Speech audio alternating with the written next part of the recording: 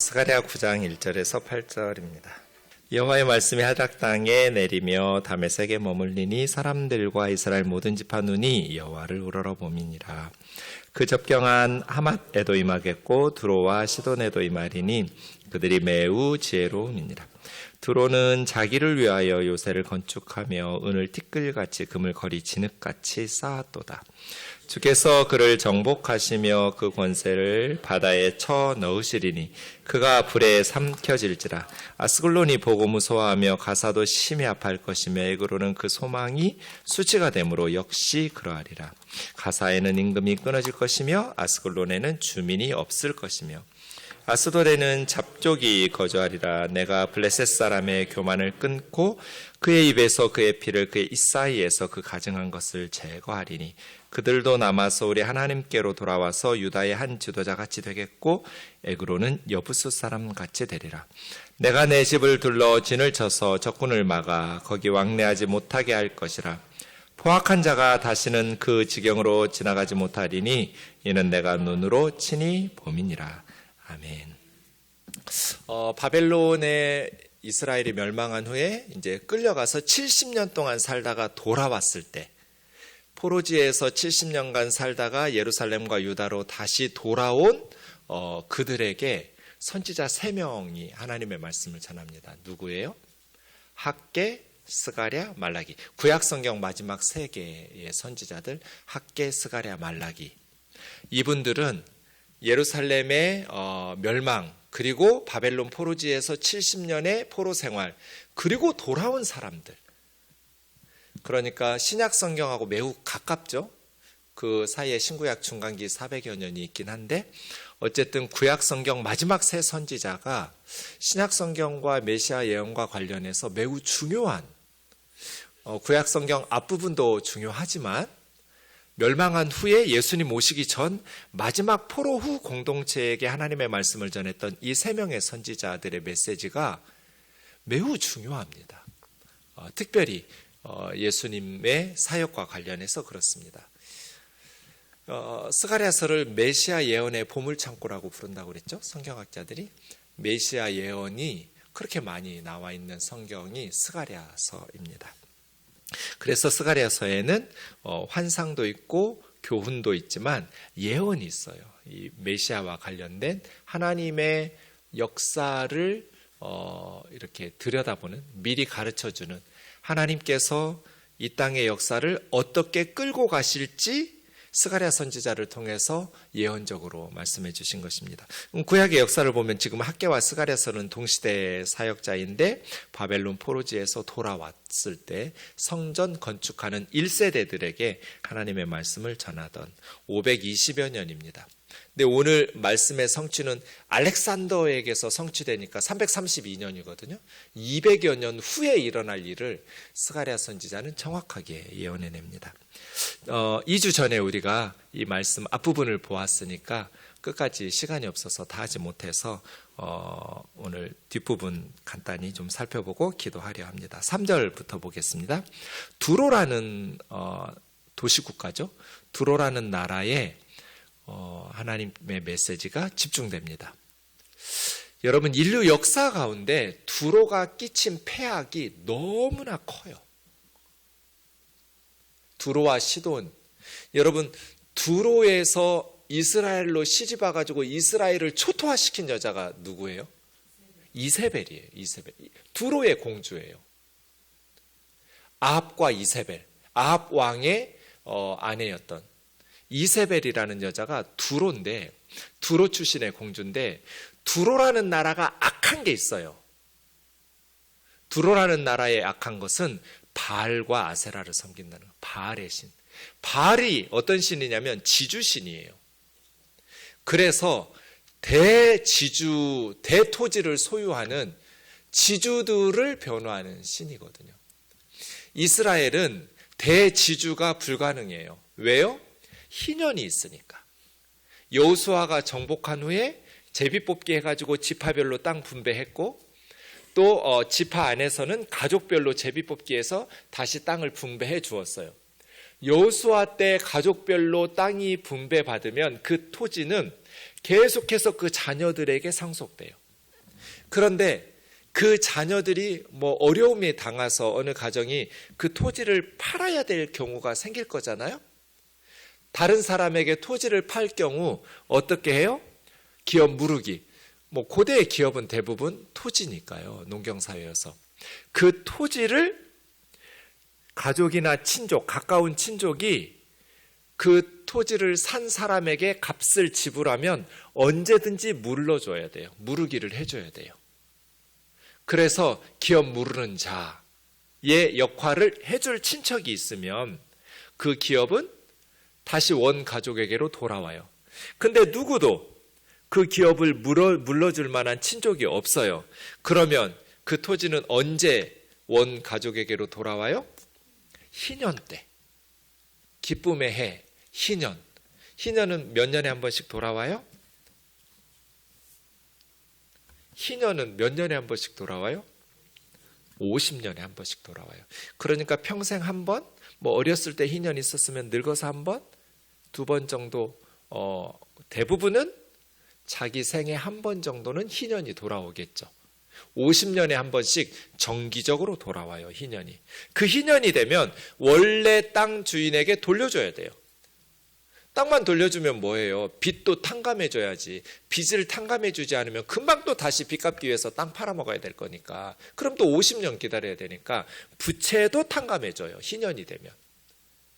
부채만 탕감해주고 땅만 있으면 뭐예요? 가족이 다 노예로 종으로 팔려서 뿔뿔이 흩어져서 품꾼이 되었는데 머슴이 되고, 그래서 노예도 해방시켜줘요, 희년이 되면. 그래서 희년이 되면 가족들이 다시 모이고 부채는 탕감되고 토지는 원래 조상들이 물려받았던 그러한 땅을 다시 돌려받으니까 아무리 부모대에 빚을 많이 지고 뭐 노름하고 뭐 병들고 어리석게 살아서 가난하고 몸이 팔려서 종이 되고 그렇게 살았을지라도 자식들만 정신 똑바로 차리면 얼마든지 살아갈 수 있어요. 잘 살 수 있어요. 왜요? 부채 탕감되고 토지를 돌려받으니까. 이게 희년의 정신이에요. 구약의 경제 정의의 핵심은 희년에 있어요. 이스라엘은 그런 나라예요. 그런데 바알은 지주신이에요. 한 번 땅 사면 영원히 자자손손 영원히 세습해버려요. 그러면 땅 없는 농경사회에서 가난한 서민들은 뭐 흉년이 들었다, 보릿고개를 어떻게 견뎌요? 땅 팔고 살아야지, 굶어 죽을 수는 없잖아요. 그러니까 가진 사람들은 점점 토지가 늘어나고 가난한 사람들은 있는 거 다 빼앗기게 되겠죠. 바알의 신은 그거예요. 토지와 관련돼서는 권리를 행사할 수 있는 기관이 세 기관이 있어요. 뭐 부동산이 있다고 해보세요. 그러면 건물주가 권리를 가지고 있죠. 내 건물이니까, 내 토지니까. 또 하나는요, 원래 토지에 대한 권리는 세 부류가 가지고 있어야 돼요. 건물주, 주인, 땅의 주인이나 건물의 주인. 두 번째는요, 그 건물에서 새들어 사는 세입자들의 권리도 있어야죠. 그래야 안정적으로 월세를 내면서 장사를 하든지 기업을 할 수 있잖아요. 세입자의 권리도 존중돼야 돼요. 또요, 정부, 국가의 권리가 있어야 돼요. 그래서 세금으로 걷어서 그러한 소득을 가지고 국민들의 교육이나 국방이나 치안이나 여러 가지 일들을 하죠. 그래서 어떤 건물이든지 어떤 토지든지 권리는 세 부류의 사람들이 동시에 가지고 서로 의논하면서 법과 제도를 운영해야 돼요. 그런데 바알의 지주신은 정부의 권리 없어요. 소작농들, 세입자들의 권리 없어요. 오로지 지주들, 땅 주인들만의 권리만을 추구해요. 그러니까 가진 사람들은 점점 부유해져요. 가난한 사람들은 점점 가난해져요. 이게 이세벨의 바알과 아세라의 신의 악한 점이에요. 그 두로가 북아프리카에 건설한 나라가 어디예요? 카르타고예요. 그 카르타고에 건설하고 그 다음에 로마 바로 밑에 있는 시칠리아의 그 서쪽 지역도 카르타고 두로의 것이에요. 그러니까 고대에는 이 두로라는 도시국가가 지중해 해상무역을 장악하면서 3절 보세요.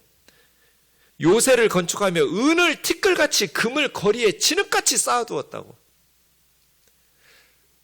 그만큼 이 사람들은 지혜롭고 기술과 문명을 발전시켰어요. 기술이 엄청나게 발전한 거예요. 그래서 지중해 해상무역의 배, 선박을 만들어내면서 엄청난 부를 쌓아두기 시작했어요. 그런데 두로는 작은 도시국가예요. 그러니 불안하거든요. 그래서 요새를 건축해요.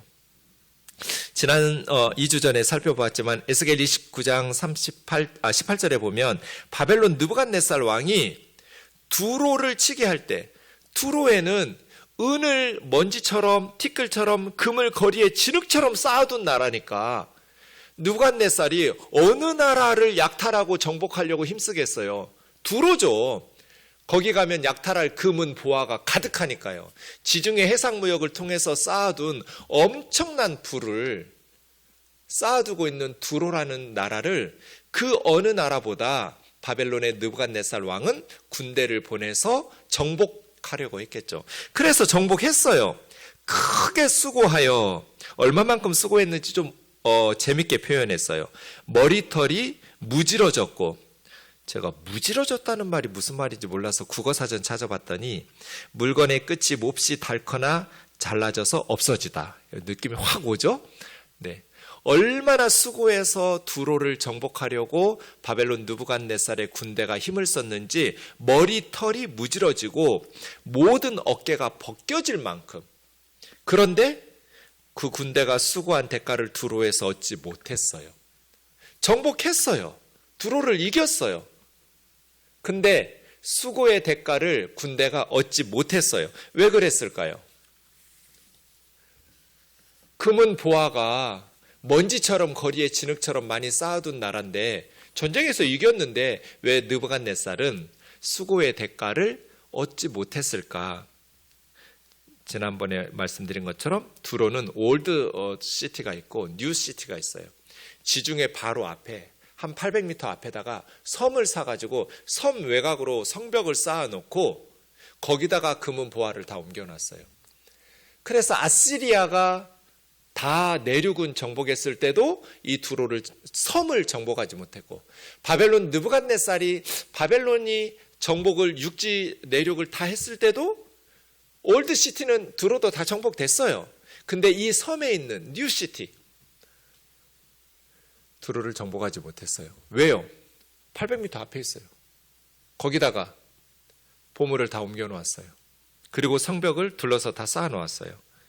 그러니 요새를 건축했다는 게 이 새로운 두로를 건설해서 쌓아둔 거예요. 여러분 두로 사람들이 어떻게 살겠어요? 다른 나라들 다 정복당해가지고 죽임당하고 보물 약탈당할 때 두로 사람들은 이 섬에 딱 들어와 있어서 편안히 사는 거죠. 콧노래 부르면서. 그래서 에스겔 28장 2절에서 5절 보시면 인자야 너는 두로 왕에게 이르기를 주 여호와께서 이같이 말씀하시되 내 마음이 교만하여 두로 왕이 얼마만큼 교만한 마음으로 말했냐면 나는 신이다. 내가 하나님의 자리 곧 바다 가운데 앉아있다. 바다 가운데 앉아있다는 게 뭐예요? 그 섬에 앉아있는 거예요. 지중해 섬에다가. 나는 신이다. 나는 하나님의 자리 바다 가운데 자리하고 있도다. 네 마음이 하나님 마음 같은 채 할지라도 너는 사람이지 하나님이 아닌데 네가 교만했다.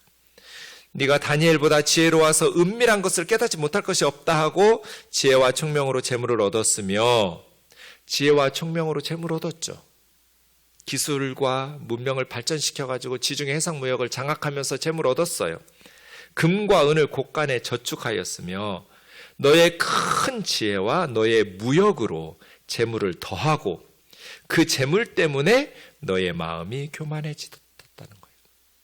그 재물 때문에 너의 마음이 교만하였도다. 그 다음 4절 보세요. 그런데 오늘 본문 4절에 주께서 그를 정복하시며 그 권세를 바다에 쳐 넣으시리니 그가 불에 삼켜질지라. 그 밑에 있는 건 지워야 돼요. 네. 제가 왜 저기 있지? 그런데 하나님께서 누구도 그 어떤 강대국도 지금까지 두로를 정복하지 못했었는데 그 섬에 내가 하나님께서 그 권세를 바다에 쳐 넣으시겠다. 두로가 불에 삼켜질 것이다. 어떻게 불에 삼켜질 수 있어요? 이 두로가 바다 앞에 섬에 있는데 332년 알렉산더가 그 800m 육지에서 섬까지 육로를 건설했다고 그랬죠. 그래서 바다를 막아버렸어요. 그리고 그 섬보다 더 높은 성벽을 외부로 쌓아가지고 두로를 공격한 거예요. 그래서 지금 지도가 저 오른쪽처럼 되어 있는 거예요. 지금은 육지가 돼버렸어요. 그쪽 섬까지 연결되는 지역이. 그래서 정복됐어요. 교만하면 망한다. 사람들이 왜 하늘 꼭대기까지 닿는 바벨탑을 쌓으려고 했어요? 자기들의 발전한 지혜와 기술로 안전하게 살겠다고. 두로 사람들하고 똑같은 심리죠. 안전을 확보하기 위해서 하늘 꼭대기까지 닿는 탑을 쌓았어요. 그런데 하나님께서 흩으셨어요. 하나님 앞에서 항상 겸손하게 하나님의 은혜를 의지하면서 살아가는 어린아이와 같은 믿음의 사람들 되기를 주의 이름으로 축원합니다. 아이들이 어린아이였을 때는 절대적으로 엄마 아빠를 신뢰하고 타인에 의존하죠. 갓난아이들은. 우리가 그런 갓난아이와 같은 마음으로 하나님의 도움을 구하고 하나님 앞에 믿음으로 살아야지 내 경험과 내 힘으로 살려고 하면 두로처럼 망해요. 교만하면 망해요. 그런데 두로처럼 이렇게 금은 보화를 먼지처럼 진흙처럼 쌓아놓고 성공한 지중해 해상무역을 장악하면서 세계로 호령할 것 같은 성공한 사람들이 겸손하기가 참 어려워요. 그래서 자신을 쳐서 복종시키는, 내가 한 줌의 흙이라는 것을 항상 기억하면서 하나님의 은혜가 아니면 나는 살아갈 수 없는 연약한 존재라는 것을 항상 기억하셔야 돼요. 두로가 멸망하는 것을 보면 이제 5절 아스글론, 가사, 에그론, 아스돗, 이건 블레셋의 5대 도시, 가드 빼놓고 지금 다 나왔어요. 4개가 블레셋의 5대 도시들이죠. 지금 북쪽에서 파죽지세로 알렉산더가 정복하고 앞에 있는 그 어떤 강대국도 정복한 적이 없는 섬 뉴두로까지 알렉산더에 의해서 정복당했으면 아스글론, 가사, 에그론, 아스돗 사람들은 말할 것도 없는 거죠. 자기들이 정복당하는 건 불보듯 뻔한 거니까요. 아스글론이 두로가 멸망하는 것을 보고 무서워하며 가사도 심히 아파할 것이며 에그론은 그 소망이 수치가 되므로, 이 수치가 된 것이 마르다, 시들다는 뜻이거든요. 소망이 말라 비틀어져서, 그러니까 의지하고 소망 둘 데가 없다는 뜻이죠. 가사에는 임금이 끊어진다는 건 나라가 망한다는 것이고, 아스글론에 주민이 없을 것이라는 것도 황폐하게 된다는 것이고, 아스돗에는 잡족이 거주한다는 것은 아스돗 사람들은 쫓겨나고, 원주민들 쫓겨나고 잡족들, 외지 사람들이 들어와서 살게 될 것이고, 그래서 블레셋 사람의 교만도 끊으실 거라는 거예요. 하나님께서 두로의 교만도 꺾으시고 블레셋 사람들의 교만도 꺾으시고 알렉산더에 의해서 다 무너지는 거예요. 그런데 7절에 놀라운 은혜가 있어요. 나라가 망했는데 하나님의 은혜가 있어요. 왜 하나님께서 두로를 또 블레셋을 이렇게 멸망하게 하실까? 그의 입에서 그의 피를 그 이사야에서 가증한 것을, 성경에서 가증하다고 말하면 일단은 우상 숭배와 관련되어 있는 거예요. 우상이 가증한 것이거든요. 우상 숭배할 때 블레셋 사람들, 이방 사람들이 피를 먹는 습관이 제의예요. 예배 의식 중에 하나예요. 짐승의 피를 마시는 것. 그런데 하나님께서 입에서 피 이사이에서 가증한 것을 제거하신다는 것은 우상 숭배를 끊는다는 거잖아요. 입을 깨끗하게, 입에 있는 그 우상의 피, 우상 예배의 피를 닦아주신다. 깨끗하게 우상 숭배 끊으시겠다는 거예요. 그래서 그들도 이방인들이잖아요. 그들도 남아서 우리 하나님께로 돌아온다. 유다의 한 지도자와 같이 되고 에그로는 여부스 사람같이, 여부스 사람같이 된다는 건 너무나 분명한 메시지죠. 원래 여부스는 예루살렘에서 살고 있었던 사람들인데 다윗이 여부스 사람들이 살고 있던 예루살렘을 정복해서 여부스 사람들을 이스라엘에 편입시키거든요. 여부스 사람같이 된다는 것은 하나님의 백성이 된다는 뜻이에요. 자신들이 믿었던 우상들과 성벽은 무너졌지만 입 사이에서 우상을 섬기던 피가 닦아지고 또 잇몸 사이에서 가증한 우상의 제물을 먹던 그 가증한 것들은 다 사라지고 이제는 하나님께로 돌아와서 참되신 하나님, 우리 하나님에게로 돌아와서, 그러니까 여러분, 망하는 게 영적으로 보면 축복이죠. 세상적으로는 저주고 심판이지만 나라가 망했어요. 블레셋이, 또 두로가, 이스라엘 주변의 나라들이 망했어요. 알렉산더에 의해서 망했단 말이에요. 그런데 그들이 하나님에게로 돌아와서 우상 숭배를 끊고 여부스 사람같이 되었다?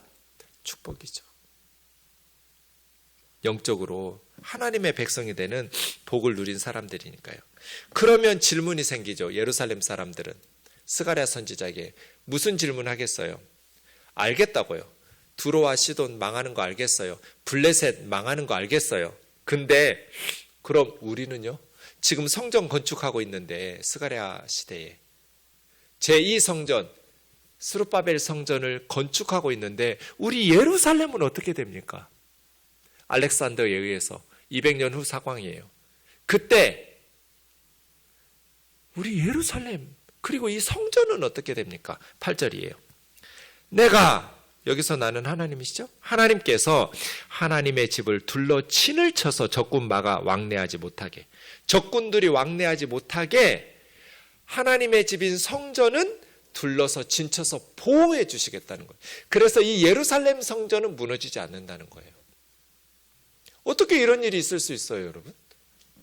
지금 알렉산더가 파죽지세로 다 정복하고 이스라엘 북쪽에 있는 두로 정복하고 남서쪽에 있는 블레셋 정복하면 예루살렘도 정복해야 맞잖아요. 근데 내 집은 둘러 친을 쳐서 적군을 막아 왕래하지 못하게 할 것이다. 포악한 자가 다시는 그 지경으로 지나가지 못하게 하리니 이는 내가 내 눈으로 친히 봄이라. 하나님께서 예루살렘 성전을 눈동자와 같이 지켜보시면서 보호하신다는 뜻이에요. 실제로 알렉산더는 예루살렘 성전을 무너뜨리지 않아요. 그죠? 스룹바벨 성전을 알렉산더의 헬라 제국이 무너뜨리지 않아요. 역사가들에 의하면 꿈에 하나님의 음성을 들었대요. 가지 말라고, 예루살렘에. 그래서 포기했다는 기록들이 있어요. 뭐 알렉산더가 정말 그런 꿈을 꾸었는지 역사가들의 기록은 알 수는 없지만 이상한 역사의 상황이에요. 당연히 이스라엘에 예루살렘도 정복해야 되고 예루살렘도 함락돼야 되거든요. 성전도 불타야 되거든요. 근데 하나님께서 예루살렘 성전은, 내 집은 둘러 진을 쳐서 보호할 거야. 이것이 오늘 스가랴의 예언이고 예언한 대로 성취됩니다. 우리는 누구를 믿고 살아야 하는가? 하나님은 하나님의 백성을 둘러 친쳐 보호하신다. 내가 지중해 바다에다가 세워놓았던 그 성벽, 하늘 꼭대기까지 닿는 바벨탑 같은 성벽, 견고한 요새를 쌓았을지라도 그거 믿지 마라. 은과 금을 먼지처럼 거리에 진흙처럼 티끌처럼 쌓아놓았다 할지라도 그로 인해서 교만하지 마라. 그것은 하나님의 일을 하기 위한 도구일 뿐이고 하나님을 기쁘시게 하는 도구로 사용해야지. 그것을 믿고 의지하면서 목에 힘주고 교만하다가 무너지는 사람 저 목회하면서 수도 없이 봤으니까 절대로 세상의 것들 의지하지 말고 그것을 교만의 도구로 삼지 말고 항상 하나님 앞에 어린아이와 같이 겸손하게 하나님의 도우심을 의지하면서 하나님께서 주신 건강이든지 물질이든지 지식이든지 권력이든지 하나님의 선한 일을 위한 도구로만 쓰고 그거 의지하고 그거 자랑하면서 살아가지 마라. 선지자들은 계속 말씀을 통해서 우리에게 권면하죠. 저와 여러분 부유하든지 가난하든지 늘 하나님 믿고 살아가는 하나님께서 하나님의 백성은 둘러서 진쳐 보호하신다는 말씀을 신뢰하면서 믿음으로 승리하시기를 주의 이름으로 축원합니다.